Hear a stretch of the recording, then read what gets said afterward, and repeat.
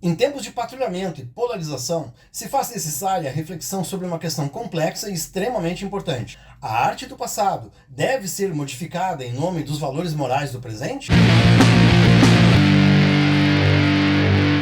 Esse debate ganhou força recentemente por causa da atriz Natasha Kinski. Em 1975, ela, então com 13 anos, apareceu seminua no filme Movimento em Falso, do diretor Wim Wenders. Ela contracena com um homem de 30 anos numa cena nada familiar.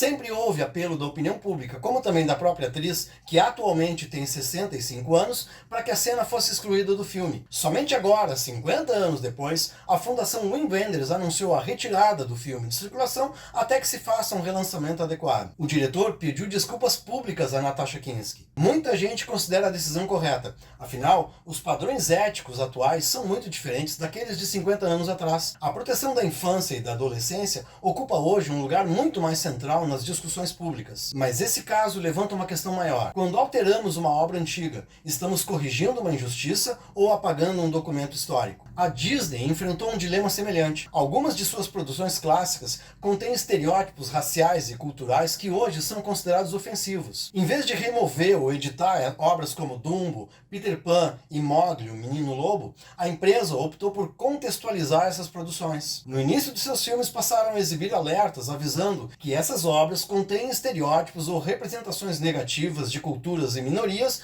que refletem valores de outra época e não correspondem aos princípios atuais de respeito e igualdade. Trata-se de uma estratégia conhecida como histórias importam. O objetivo é reconhecer o impacto nocivo de certas representações antigas, aprender com esses erros do passado e promover um futuro mais inclusivo. Existe ainda outro caso que é a mãe de todas as polêmicas. O livro Minha Luta, escrito por Adolf Hitler, entrou em domínio público em 2016. Diversas editoras pretendiam lançar edições comentadas e contextualizadas, justamente para permitir uma análise crítica do fascismo alemão e suas consequências históricas. Logo veio uma onda furiosa de patrulhamento. Em várias cidades do Brasil surgiram movimentos e iniciativas legais buscando restringir ou impedir sua circulação e publicação. Naturalmente, ninguém é obrigado a concordar com o conteúdo dessas obras. A questão aqui é outra. Uma sociedade aprende mais escondendo os erros do passado ou encarando eles de frente. A história não é apenas um registro de conquistas. Ela também guarda preconceitos, injustiças e tragédias. E são justamente esses aspectos que nos ajudam a compreender os caminhos que não devemos repetir. Preservar uma obra não significa endossar suas ideias. Significa reconhecer que ela pertence a um contexto histórico que precisa ser compreendido, debatido e criticado. Porque no fim das contas,